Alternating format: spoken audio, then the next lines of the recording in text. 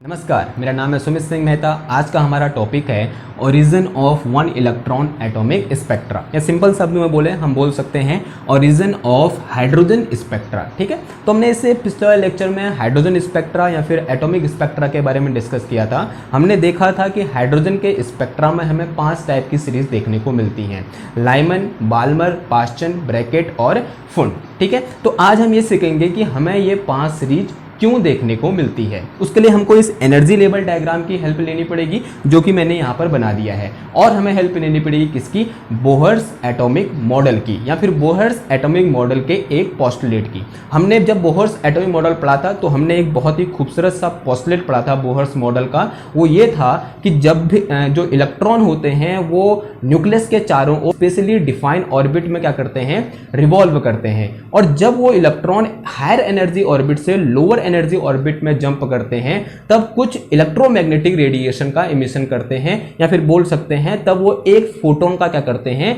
Emission करते हैं। ठीक है, तो हमने क्या बोला, तो बोहर का पोस्टुलेट क्या है, बोहर का पोस्टुलेट ये है कि जो इलेक्ट्रॉन होते हैं वो न्यूक्लियस के चारों ओर सर्कुलर ऑर्बिट में रिवॉल्व करते हैं, और जब वो इलेक्ट्रॉन हायर एनर्जी ऑर्बिट से लोअर एनर्जी ऑर्बिट में जंप करते हैं तो वो एक फोटोन का क्या करते हैं, इमिशन करते हैं। ठीक है, तो यही क्या है, रीजन है कि किसी भी एटम से हमें क्या देखने को मिलता है, या फिर किसी भी एटम का हमें स्पेक्ट्रम देखने को मिलता है। ओके, नाउ सबसे पहले मैंने यहाँ पर अज्यूम कर लिया कि ये क्या है, मेरे पास यहाँ पर न्यूक्लियस है, और न्यूक्लियस के चारों ओर मैंने अज्यूम कर लिया कि ये क्या है, एक लोअर एनर्जी ऑर्बिट है। इसकी एनर्जी मैंने अज्यूम कर ली है, कितनी है, E1 है, और ये N1th ऑर्बिट है। कौन सा है, N1th ऑर्बिट है। ठीक है, और इसके बाहर से एक और ऑर्बिट मैंने अज्यूम कर लिया है, और मैंने इसको बोल दिया हायर एनर्जी ऑर्बिट बोल दिया। इसकी एनर्जी मैंने अज्यूम कर ली, कितनी है, E2 है, और इसका ये जो कौन सा ऑर्बिट है, N2th ऑर्बिट है। ठीक है, ये N1th ऑर्बिट है, और ये कौन सा है, N2th ऑर्बिट है, और ये क्या है, न्यूक्लियस है। और जब कोई इलेक्ट्रॉन कहां से, इस हायर एनर्जी ऑर्बिट से इस लोअर एनर्जी ऑर्बिट में क्या करता है, जंप करता है। कहां से, इस हायर एनर्जी ऑर्बिट से लोअर एनर्जी ऑर्बिट में जंप करता है, अकॉर्डिंग टू बोहर्स पोस्टुलेट, तो ये क्या करता है, एक फोटोन का इमिशन करता है, और इस फोटोन की जो एनर्जी होती है वो E2 माइनस E1 के बराबर होती है। ठीक है, इस फोटोन की इमिट फोटोन की जो एनर्जी हो कितनी होगी, E2 माइनस E1 के बराबर होगी। Now according to Einstein Planck's law, किसी भी फोटोन की जो एनर्जी होती है वो h न्यू के बराबर होती है। किसके बराबर होती है, h न्यू के बराबर हो। तो यहां से मैं क्या लिख सकता हूं, मैं लिख सकता हूं E2 minus E1 is equal to H nu लिख सकता हूं। ठीक है, और अब जो न्यू है इसको मैं क्या लिख सकता हूं, C डिवाइडेड बाई लैम्डा लिख सकता हूं। तो यहां से जो पूरा H, ये क्या आ जाएगा formula, HC divided by lambda, क्योंकि न्यू की जो क्या पुट कर दिया हमने, C divided by lambda, where C क्या है हमारे पास, स्पीड ऑफ लाइट, और लैम्डा क्या है हमारे पास, वेवलेंथ ऑफ रेडिएशन है। तो मैं यहां से सिंपली क्या लिख सकता हूं, E2 minus E1 is equal to क्या हो जाएगा हमारे पास, HC डिवाइडेड बाई लैम्डा हो जाएगा। So it is some equation number 1। Now ये क्या है, एनर्जी ऑफ ऑर्बिट है, और हमने पढ़ा था कि किसी भी हाइड्रोजन एटम में किसी भी एक ऑर्बिट की जो एनर्जी होती है, या फिर nth ऑर्बिट की जो एनर्जी होती है वो कितनी होती है, En equal to minus E की power 4 into m divided by 8 epsilon naught square into h square and multiply में z square divided by n square, इतनी होती है। किसी भी nth ऑर्बिट की जो एनर्जी होती है वो इतनी होती है। यहाँ पर जो स्मॉल e है ये क्या है, एक इलेक्ट्रॉन पर चार्ज है। यहाँ पर जो स्मॉल m है ये क्या है, मास ऑफ इलेक्ट्रॉन है। एप्सिलॉन नॉट कांस्टेंट है, h प्लैंक कांस्टेंट है, z क्या है, किसी भी एटम में नंबर ऑफ प्रोटॉन क्या है, z है, और n क्या है, यहाँ पर कोई एक इंटीजर है। तो n क्या है, कोई भी इंटीजर है, तो n इक्वल टू क्या होता है, 1 positive integer, 1 2 3 4 and so on. कहां तक हो सकता है, ये इन्फिनिटी तक हो सकता है। नाउ अगर हम E2 की बात करें तो E2 के लिए n कितना है, N2 है, और E1 के लिए n कितना है, N1 है। तो यहां से मैं E2 और E1 की वैल्यू लिख सकता हूं, यानी यहां पर n की जगह 2 पुट करूंगा, और यहां पर n की जगह कितना पुट कर दूंगा, N2 पुट कर दूंगा, तो क्या आ जाएगा, E2 आ जाएगा। और सिमिलरली क्या लिख दूंगा मैं, यहां पर E1 भी लिख सकता हूं। तो मैं इक्वेशन वालों क्या कर सकता हूं, मॉडिफाई कर सकता हूं इस फॉर्मूले की हेल्प से। आंसर है हाँ, कर सकता हूं। ठीक है, नाउ तो कर दे इसको मॉडिफाई, E2 की जगह क्या पुट करूंगा, तो ये पहले का टर्म तो ऐसे आएगा, क्या, माइनस का E की power 4 into m multiply by 8 epsilon naught का whole square into h square, and multiply में कितना आ गया यहाँ पर, Z square divided by n square. अब E2 के लिए n कितना है, कौन से एनर्जी लेवल का ये कौन सी एनर्जी लेवल की एनर्जी है, N2th एनर्जी लेवल, तो यहाँ पर N की जो कितना आ जाएगा, N2 आ जाएगा, ठीक है। और फिर यहाँ पर माइनस, अब देखो अब किसके लिए आएगा, ये माइनस आया इधर पे, फिर किसके लिए आएगा, E1 के लिए, फिर ये माइनस आया तो माइनस माइनस क्या हो जाएगा प्लस, तो ये टर्म तो ऐसे रहा, कौन सा वाला, e⁴ into m divided by 8 epsilon naught का whole square into h square, and multiply में कितना आ गया again Z square divided by n, n की जो कितना आ जाएगा यहाँ पर अब N1 आ जाएगा, यानी कितना, सॉरी यहाँ पर N2 का स्क्वायर है, ठीक है, तो ये क्या आ जाएगा N1 का स्क्वायर आ जाएगा, और इक्वल टू किसके बराबर है यहाँ पर, ये H C divided by lambda के बराबर है ना। दोनों ओर से कुछ टर्म कांस्टेंट है, e⁴ ये वाला टर्म कांस्टेंट है और जेड स्क्वायर भी कांस्टेंट है, यहाँ से ये भी क्या है कांस्टेंट है, सॉरी कॉमन है, तो क्या आ जाएगा यहाँ पर, ये e⁴ into m divided by 8 epsilon naught का whole square into h square, और मल्टीप्लाई यहाँ पर जेड स्क्वायर, ये पूरा टर्म कांस्टेंट आ गया, सॉरी कॉमन आ गया, तो यहाँ पर क्या बचा हमारे पास 1/n1 का होल स्क्वायर माइनस 1/n2 का होल स्क्वायर, इतना बच गया, एंड इक्वल टू कितना आ गया हमारे पास, ये H C divided by lambda आ गया। अब यहाँ एच सी यहाँ ऊपर है तो यहाँ कहाँ आ जाएगा, नीचे यहाँ मल्टीप्लाई हो जाएगा, तो यहाँ से 1/λ इक्वल टू कितना आ जाएगा, 1/λ इक्वल टू आ गया हमारे पास क्या, e⁴ into m divided by 8 epsilon naught का whole square into h square, sorry now अब देखो यहाँ पर ये नीचे मल्टीप्लाई होगा तो यहाँ पर c आ जाएगा एक तो, और दूसरा यहाँ एच स्क्वायर है और एक h यहाँ मल्टीप्लाई होगा तो h की पावर कितना आ गया, ये 3 आ गया, एंड मल्टीप्लाई में कितना आ गया इधर पे जेड स्क्वायर आ गया, एंड इनटू अगेन यहाँ पर ये वाला टर्म ऐसे उधर जाएगा 1/n1 का whole square divided by 1/n2 का होल स्क्वायर, ठीक है, and this will be equal to 1/λ।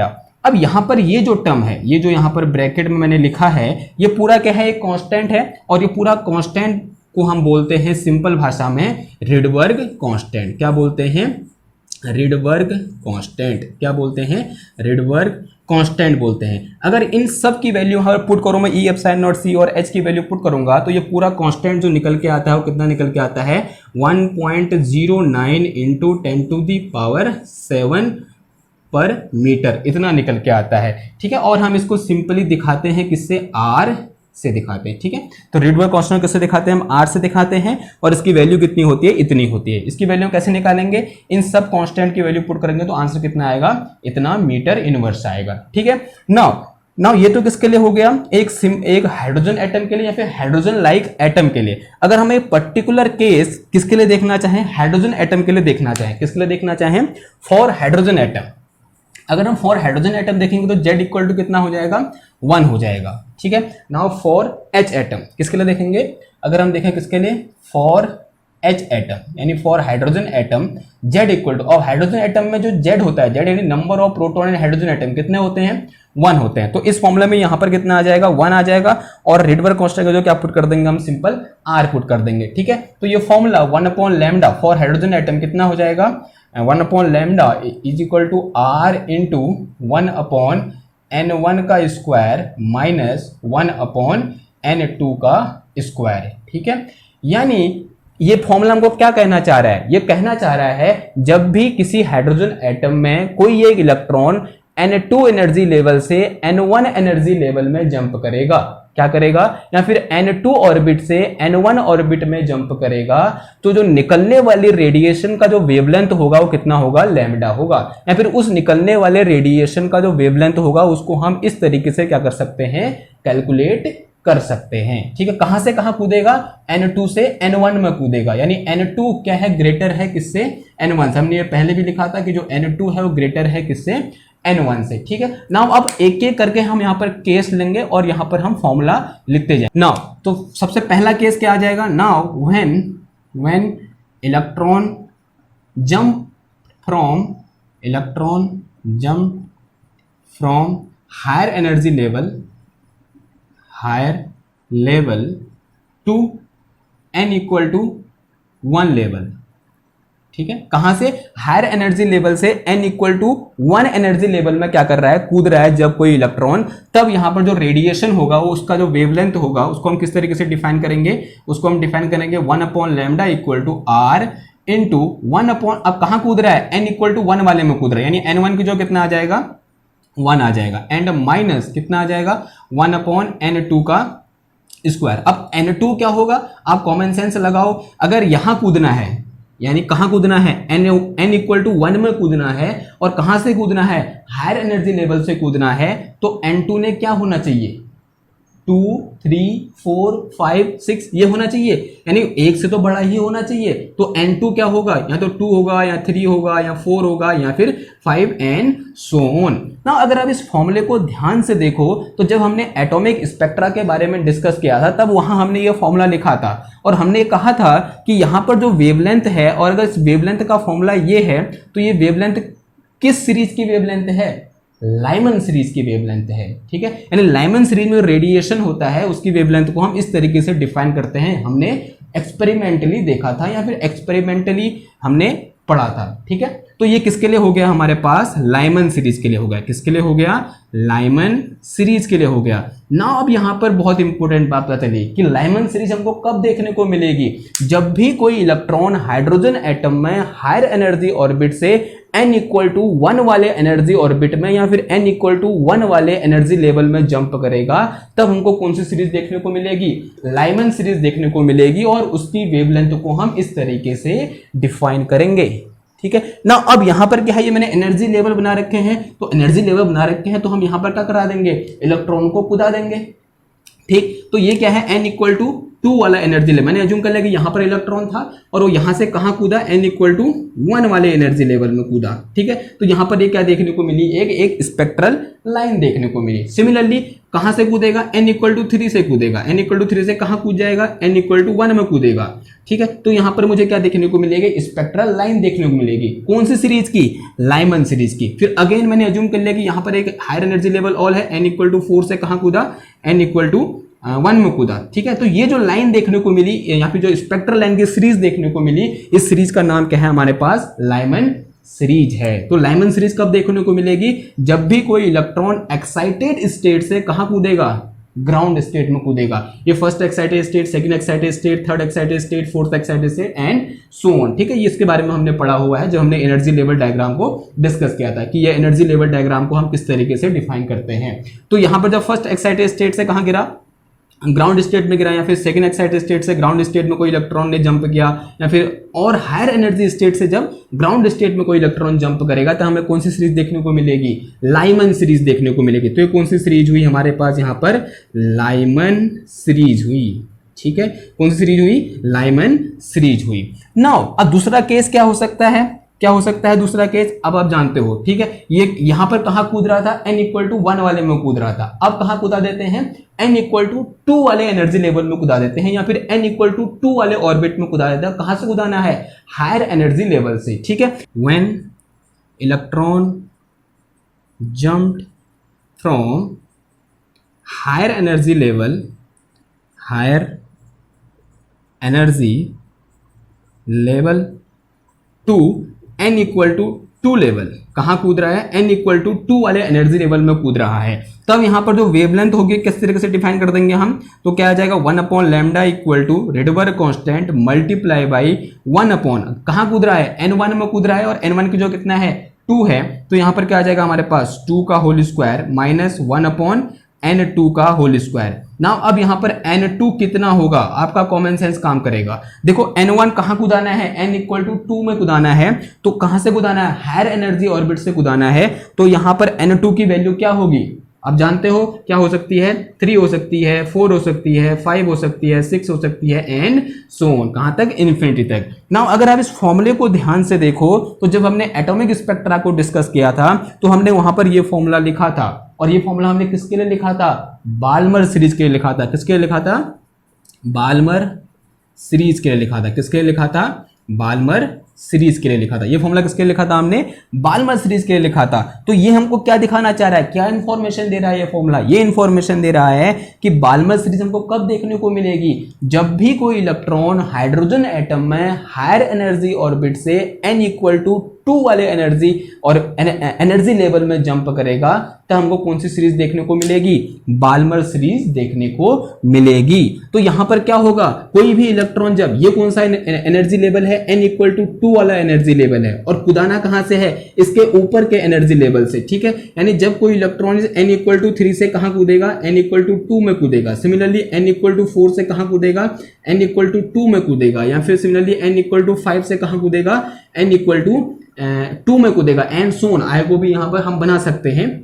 तो यहां पर जो सीरीज देखने को मिलेगी, इस सीरीज का नाम क्या होगा, बाल्मर सीरीज होगा, ठीक है। तो ये कौन सी सीरीज होगी हमारे पास, बाल्मर सीरीज। कौन सी सीरीज हुई ये, बाल्मर सीरीज हुई। ओके, नाउ ये कौन सा हो गया, बाल्मर सीरीज होगा। अब नेक्स्ट स्टेप की बात करते हैं। तो नेक्स्ट स्टेप में क्या होगा हमारे पास, अब हम कहां से कहां कूदेगा इलेक्ट्रॉन। नाउ थर्ड स्टेप कर लेते हैं, यहीं पर लिख दें इसको काट के। Okay 1 2 3 third step, when electron jump from higher energy level to, अब n इक्वल टू 2 में हमने इसको कूदा दिया। अब कहां कूदाएंगे हम इसको, n equal to 3 energy level. यानी कौन सा एनर्जी लेवल में कूदाएंगे, जिसके लिए n इक्वल टू कितना है, 3 है, उस एनर्जी लेवल में क्या कराना है, कूदाना है। नाउ तो इसके लिए अब यहां पर जो जहां n इक्वल टू कितना हो जाए, कहां कूदाना है, n इक्वल टू 3 में कूदाना है। और कहां से, हायर एनर्जी ऑर्बिट से। तो इसके लिए यहां पर n2 की वैल्यू कितनी हो जाएगी, आप सब जानते हो कितनी होगी, बताइए कितनी हो जाएगी। कहां कूदाना है, n में कूदाना है, सॉरी 3 में कूदाना है। तो 3 से हायर एनर्जी लेवल क्या होंगे, 4 5 6 एंड सो ऑन, ठीक है। नाउ अगर आप इस फॉर्मूले को भी ध्यान से देखो, ये फॉर्मूला भी आपने पढ़ रखा है एक्सपेरिमेंटली। ये फॉर्मूला किसके लिए होता है, ये फॉर्मूला होता है हमारा पास्चन सीरीज के लिए। किसके लिए होता है, पास्चन सीरीज के लिए। तो ये कौन सी सीरीज होगी हमारे पास, पास्चन सीरीज। तो यानी पास्चन सीरीज हमें कब देखने को मिलती है, जब भी कोई इलेक्ट्रॉन हाइड्रोजन एटम में हायर एनर्जी ऑर्बिट से n इक्वल टू 3 वाले एनर्जी ऑर्बिट में जंप करेगा, तो हमको कौन सी सीरीज देखने को मिलेगी, ये पास्चन सीरीज देखने को मिलेगी। तो यहां पर हम इसकी हेल्प से इनको रिप्रेजेंट कर सकते हैं। ये कौन सी सीरीज है, ये कौन सा लेवल है, n इक्वल टू 3 वाला। यानी हायर एनर्जी ऑर्बिट से इस n इक्वल टू 3 वाले में कूद रहा है, हायर एनर्जी ऑर्बिट से n इक्वल टू 3 में, हायर एनर्जी ऑर्बिट से n इक्वल टू 3 में, हायर एनर्जी ऑर्बिट से n इक्वल टू 3 में। और ये सीरीज कौन सी देखने को मिली मुझे, पास्चन सीरीज देखने को मिली। कौन सी सीरीज, पास्चन सीरीज, ठीक है। नाउ अगेन फिर यहां पर सिमिलरली किसके लिए देख लेंगे हम। अब देखो ये कहां कुदा दिया हमने, n इक्वल टू 3 वाले में कुदा दिया। अब कहां कुदाएंगे, n इक्वल टू 4 वाले में। यानी जब कोई इलेक्ट्रॉन हायर एनर्जी ऑर्बिट से n इक्वल टू 4 वाले एनर्जी लेवल में कूदेगा, तब हमें किस टाइप का रेडिएशन देखने को मिलेगा, या उसकी वेवलेंथ कितनी होगी। तो उसकी वेवलेंथ कितनी होगी, तो यहां पर इस 2 को किससे रिप्लेस कर देंगे हम, इसे 4 का स्क्वायर आ जाएगा। तो ये क्या आ जाएगा यहाँ पर हमारे पास, इसके लिए वेवलेंथ का फॉर्मूला आ जाएगा। और यहाँ पर n2 क्या होगा, अब क्या कहाँ कुदाना है, n इक्वल टू 4 में कुदाना है। तो n इक्वल टू 4 से हायर एनर्जी लेवल क्या हो सकते हैं, n equal to 5 6 7 8 and so on, ठीक है। अब इस फॉर्मूले को अभी हमने पढ़ा था, ठीक है। ये फॉर्मूला हमने किसके लिए लिखा था, अगर ये पास्चन के लिए है तो ये किसके लिए था हमारे पास, ब्रैकेट के लिए था। किसके लिए था, ब्रैकेट सीरीज के लिए था, ठीक है, BRACKET, ठीक है, ब्रैकेट सीरीज। ओके, नाउ तो हाइड्रोजन एटम में ब्रैकेट सीरीज कब देखने को मिलेगी, जब भी कोई इलेक्ट्रॉन हायर एनर्जी ऑर्बिट से n इक्वल टू 4 वाले एनर्जी ऑर्बिट में क्या करेगा, जंप करेगा। तब हमको कौन सी सीरीज देखने को मिलेगी, ब्रैकेट सीरीज देखने को मिलेगी। तो इस एनर्जी लेवल डायग्राम की हेल्प से हम दिखा सकते हैं ये कौन सा लेवल है, n इक्वल टू 4 वाला एनर्जी लेवल है। तो कहां से कूद रहा है, हायर एनर्जी ऑर्बिट से। ये क्या है, यहाँ पर हायर एनर्जी ऑर्बिट है, यहाँ से ये कूदा, यहाँ से ये कूदा, यहाँ से ये कूदा, ठीक है। और ये जो यहाँ पर हमको लाइन देखने को मिली या फिर सीरीज देखने को मिली, इसी को हम क्या बोलेंगे, ब्रैकेट सीरीज बोलेंगे, BRACKET, ब्रैकेट सीरीज बोल देंगे, ठीक है। आई बात समझ में। नाउ अब नेक्स्ट केस क्या हो सकता है, नेक्स्ट केस हो सकता है हमारा कहां पर, जब कोई इलेक्ट्रॉन हायर एनर्जी ऑर्बिट से n इक्वल टू 4 में कूदा दिया हमने। अब कहां कूदा देंगे, n इक्वल टू 5 वाले में कूदे। क्या, जब कोई इलेक्ट्रॉन हायर एनर्जी ऑर्बिट से कहां कूद रहा है, n इक्वल टू 5 वाले ऑर्बिट में कूद रहा है, तब उसके लिए उससे इमिटेड वेवलेंथ का रेडिएशन कितना हो सकता है। तो यहाँ पर कितना आ जाएगा, 5 का स्क्वायर। अब ये n2 कितना होगा, अब तो आप होशियार हो गए हो इस बात पे, बताओ n2 कितना होगा। अगर कहाँ कुदाना है, 5 में कुदाना है और हायर एनर्जी ऑर्बिट से कुदाना है, तो n2 कितना होगा, 6 7 8 9 10 एंड सो ऑन। और हमने ये जो फॉर्मूला है ये भी हमको देखा लग रहा है। और ये फॉर्मूला या फिर ये जो वेवलेंथ का फॉर्मूला है, ये हमको कब देखने को मिल रहा था एक्सपेरिमेंटली, किस सीरीज के लिए देखने को मिल रहा था, फुंड सीरीज के लिए देखने को मिल रहा था। किसके लिए, फुंड सीरीज। कौन सी सीरीज के लिए देखने को मिल रहा था हमको, ये फुंड सीरीज के लिए देखने को मिल रहा था।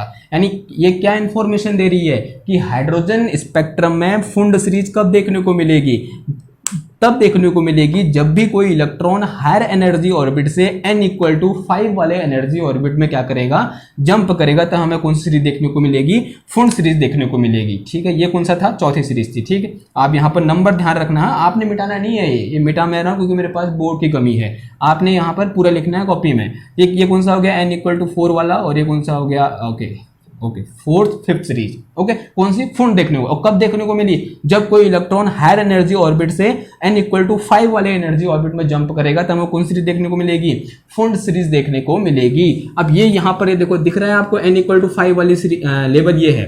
अब कहां से कूद रहा है, हायर एनर्जी ऑर्बिट से लोअर एनर्जी ऑर्बिट में। यहाँ पर एक एनर्जी ऑर्बिट कुछ ऐसे करके और होगा, और ये जो यहाँ पर सीरीज देखने को मिली है, कौन सीरीज है हमारे पास, यहाँ लिख दूं मैं इसको, फुंड सीरीज है।